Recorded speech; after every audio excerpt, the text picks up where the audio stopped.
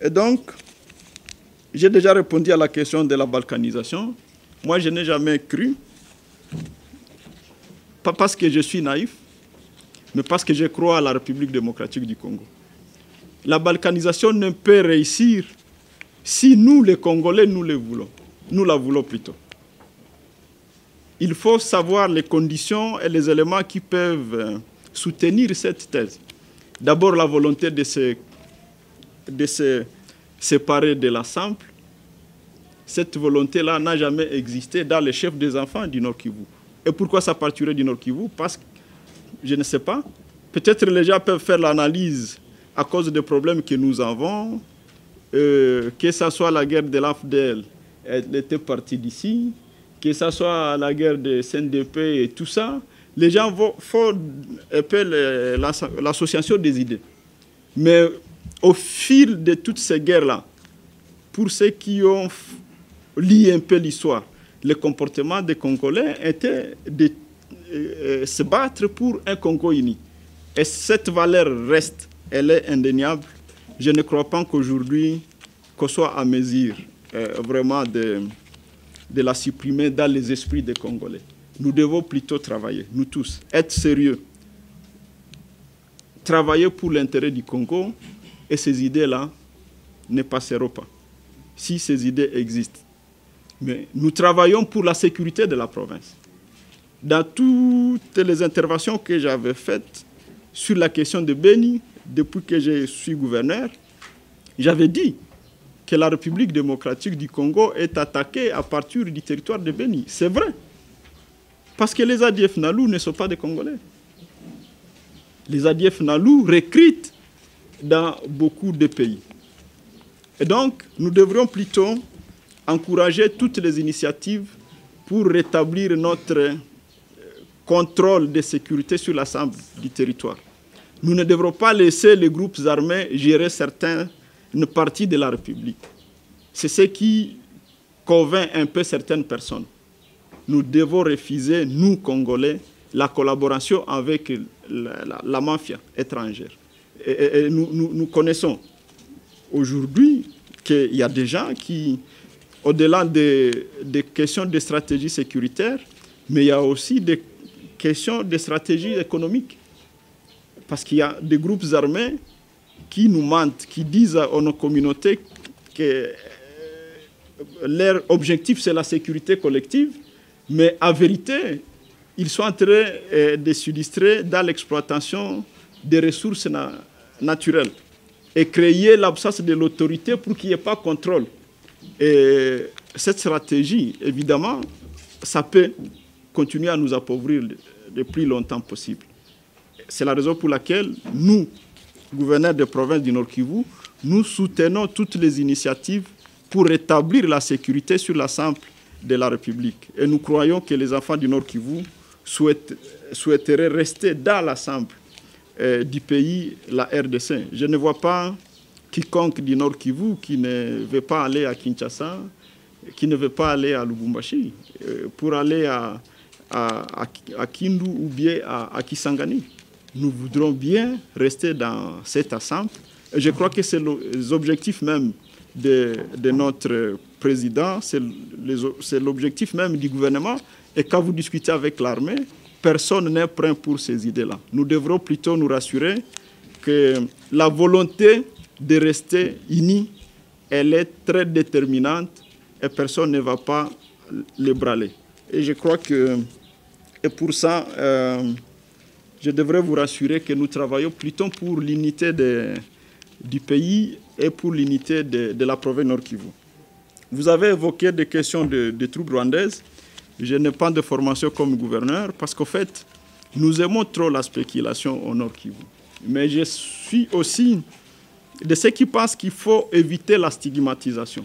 Dans l'armée congolaise, on peut trouver toutes les communautés de la République démocratique du Congo.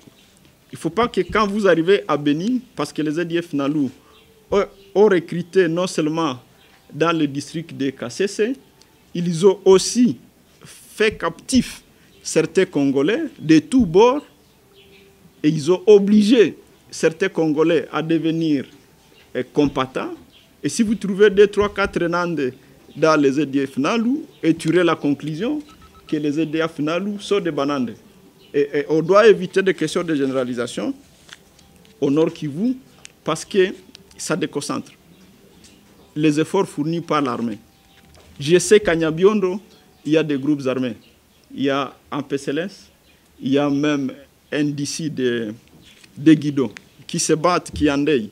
Et nous sommes en train de sensibiliser tous ces groupes-là pour qu'ils se désencagent, pour qu'ils se rendent auprès des FARDC et faire la paix ensemble. C'est le travail que nous faisons du côté de Nyabiondo, mais je n'ai aucune information sur la spéculation des troupes rwandaises. Quand les troupes rwandaises étaient arrivées ici, je crois à l'époque, tout le monde avait si. A fortiori, nous qui gérons la province au quotidien, nous devrions déjà le savoir. Mais je vous confirme que je n'ai aucune information sur ça. Mais dans cette région de la République, je sais qu'il y a trop de spéculations. Il suffit qu'on trouve quelqu'un dans l'armée congolaise qui parle une langue apparentée aux pays voisins, on fait des conclusions. C'est la même chose partout quand vous êtes sur les frontières du Bas-Congo avec l'Angola, on peut facilement confondre les gens du côté Kaemba. Et d'ailleurs, c'est une histoire, Kaemba a été connue à cause des spéculations aussi comme ça.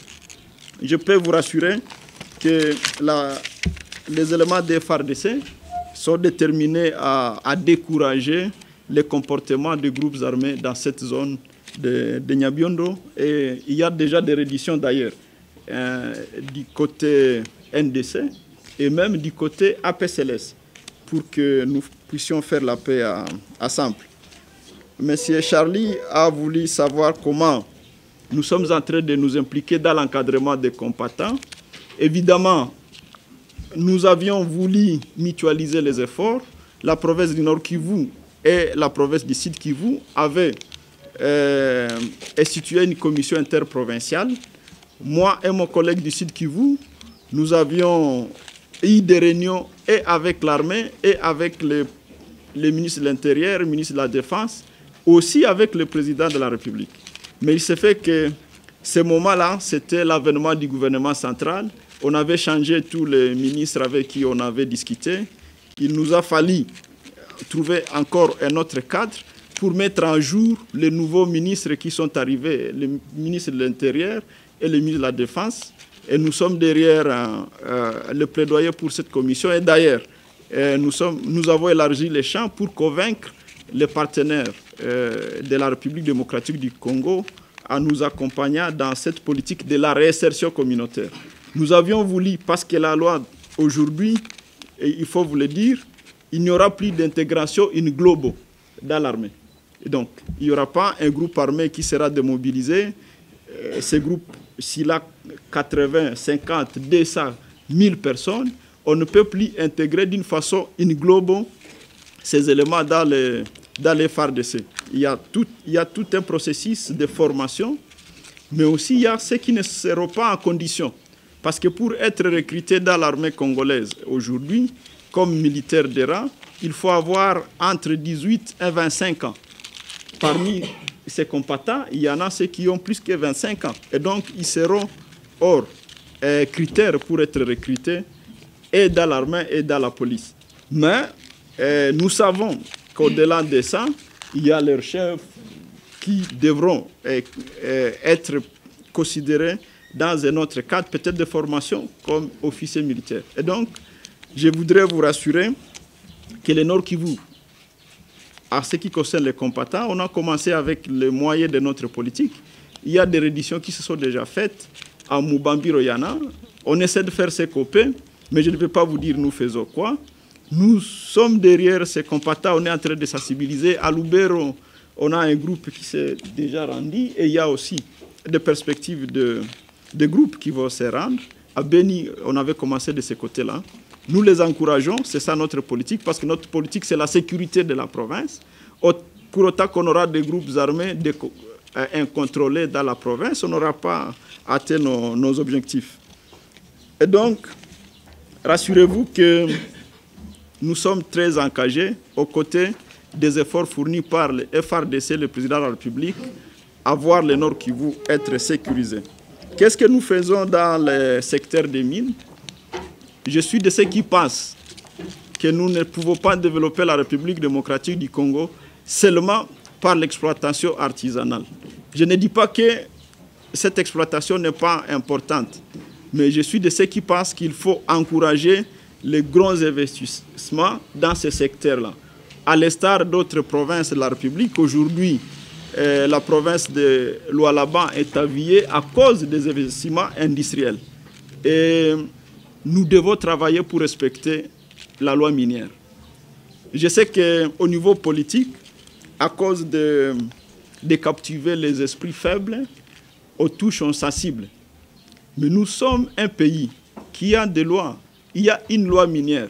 Quand quelqu'un a eu la concession attribuée par l'État, dit à respecter la procédure, je ne vois pas pourquoi on doit commencer aujourd'hui à réclamer qu'il faut encore réinstaller les artisanaux dans le périmètre qui est déjà octroyé à un minier. C'est violer la loi minière. Nous sommes aussi regardants par rapport aux droits des artisanaux. Et nous devons, effectivement, c'est ce qu'on est en train de faire, nous sommes en train de les sensibiliser pour qu'ils se constituent en coopérative. Et comme ça, leur production pourra être encadrée par les services de l'État. Et il ne faut pas que leur production alimente la fraude aussi. Vous savez, la question principale aujourd'hui, c'est aussi la fraude minière. Aujourd'hui, pour Walikale, je prends l'exemple, nous n'avons que Alpha Mine aujourd'hui comme grande entreprise d'exploitation minière. Et SMB n'a pas encore investi dans l'industriel, mais au moins, nous nous rassurons de la destination de la production de Alpha Mine. Ça passe normalement par toutes les voies légales et ça paye les taxes. C'est de cette façon-là que les minéraux pourront ajouter une valeur ajoutée, pourront contribuer à l'essor économique de la province du Nord Kivu. Et de l'immigration, c'est une compétence exclusive ou partagée avec le pouvoir central. Et il y a malheureusement des règles auxquelles la République démocratique du Congo avait souscrit sur la gestion des immigrés ou bien la gestion des déplacés. Ce qui est vrai, il y a, comme dans tous les pays de l'Afrique centrale, il y a des troubles sociaux dans beaucoup de pays. Il est vrai aussi qu'il y en a au Burundi. Et ces gens cherchent où ils peuvent vivre tranquillement pour le temps qu'ils estiment qu'ils sont en insécurité dans leur pays. Malheureusement, aujourd'hui, ils ne respectent pas les règles migratoires. Ils font un peu les camouflages. Ils achètent le CPGL. Nous sommes dans la communauté de la CPGL. Quand ils passent à la barrière, ils ont le droit de passer. Personne ne leur demande où ils vont. Parce qu'ils ont les documents migratoires. Mais ils ne viennent pas comme des gens qui sont en train de fuir. Arriver peut-être à Bukavu ou dans un des villages du Sud Kivu, ils se constituent en groupe pour venir à Goma. Parce qu'ils estiment que la vie à Goma elle est plus attrayante peut-être qu'ailleurs. C'est la raison pour laquelle le comité provincial de sécurité était alerté. Et je peux vous dire qu'on est en train de rapatrier certains qui ne sont plus dans les conditions. Mais pendant qu'ils ont les documents migratoires, documents de la CPGL, dans les 3 mois, sur le plan de la procédure, de la circulation de personnes entre les pays, nous respectons ces règles. Mais quand ils seront dans l'irrégularité, on est en train de les rapatrier. Et pour des raisons de sécurité, on ne peut pas rapatrier 1000 personnes parce qu'ils vont vous fuir. Il faut trouver des gros moyens pour ça. Et nous avons déjà fait des rapports aussi à Kinshasa parce que c'est un problème qui engage les 2 pays. Et pour éviter que ça ne soit pas lié autrement, nous sommes en train de travailler sur ce dossier-là avec beaucoup d'austérité. Parce qu'en fait, si nous renvoyons 1000 Burundais sans respecter la procédure, les Burundis peuvent nous rétorquer la loi de la réciprocité. Et les Congolais, il y en a d'ailleurs plus de 10 000 à Bujumbura seulement, des Congolais. On peut aussi les foutre dehors. Mais cela n'exclut pas notre œil, notre contrôle sur eux. Parce qu'au fait, il ne faut pas en penser aussi que ce ne sont qu'eux qui vont contribuer à la sécurité. Nous regardons tout le monde, qu'il soit congolais, qu'il soit burundais, qu'il soit rwandais, qu'il soit ougandais, s'il est installé sur notre territoire et qu'il se compromette, qu'il fasse des infractions ou bien sur sa rôle dans les bandes criminelles, nous allons l'arrêter. On a d'ailleurs arrêté certains. Quand j'avais parlé des réseaux criminels, les gens avaient crié. Mais je crois que la population du Nord Kivu est en train de se rendre compte qu'au-delà des Congolais qui sont dans les bandes criminelles, il y a aussi des réseaux de criminels étrangers. Hier, on a arrêté d'ailleurs un EDF Nalou, ici, à Goma, avec des bombes artisanales. Parce que depuis qu'on a commencé la traque à Beni, ils se sont déjà dispersés. Et donc, c'est encore une fois l'occasion pour moi de demander aux Congolais d'être vigilants. La sécurité, nous ne pourrons la réussir qu'avec la collaboration de la population. Rassurez-vous, la DGM est derrière ces gens, mais nous devons évidemment faire respecter notre pays. Si vous consultez le Code du travail, il y a des travaux destinés aux Congolais, des emplois que les étrangers ne doivent pas faire. Mais chez nous, si tout le monde doit faire ce qu'il veut faire, ça serait là la plus grande problématique. Aussi, vous, la population du Nord Kivu, parce qu'en fait, ces gens ne dorment pas à l'air. Avant de donner votre maison à location, vous devez d'abord vous rassurer de l'identité de la personne que vous voulez avoir comme locataire, parce que les soirs, ils peuvent vous couper la tête. Il faut être regardant. C'est une occasion pour moi de continuer à sensibiliser la population, de nous aider à faire la sécurité dans le Nord Kivu, spécialement dans la ville de Goma. Et donc, c'est une question préoccupante parce que ce sont des gens, visiblement, ils sont vulnérables. On m'a même dit que parmi eux, il y a un leader d'une église qui a eu des démêlés avec l'État burundais. Et pour ça, malheureusement, les Congolais ils vont commencer à aller prier là-bas. On ne peut pas commencer une église sans autorisation. La loi demande qu'avant de commencer une église, vous devez avoir les arrêtés d'agrément. Quelqu'un qui n'a pas d'arrêté d'agrément, mais on va voir les Congolais donner du poids, les soutenir, amener l'aumône. Et ça, c'est quand même quelque chose qu'il faut souligner. Il ne faut pas qu'on soit naïf, hein, parce que ça s'apparente à l'escroquerie. Quelqu'un qui exerce les activités d'une église dans votre pays n'est pas reconnu dans votre pays, vous les soutenez. C'est contradictoire. Donc nous devons veiller, nous tous, à faire respecter nos lois. Il s'apparente une faiblesse dans la question de la sécurité au Nord Kivu. Évidemment, il faut vous dire qu'il n'y a pas un pays, même une seule ville au monde, où il y a la criminalité zéro. Je ne crois pas connaître cette ville-là. Mais aussi, il faut vous dire que les facteurs criminogènes sont liés aussi au développement. Il y a 30 ans, on ne pouvait pas voler ou kidnapper quelqu'un, demander l'argent par le téléphone, parce que c'était pratiquement impossible. Les gens adaptent leur mode opératoire en fonction aussi du développement du monde. Les gens s'adaptent. Mais nous devrons aussi, nous, comme appareil sécuritaire, s'adapter aux modes opératoires de ces criminels. C'est la raison pour laquelle je peux vous confirmer qu'au niveau de l'appareil sécuritaire de la République, on est en train de chercher à travailler sur cette question-là.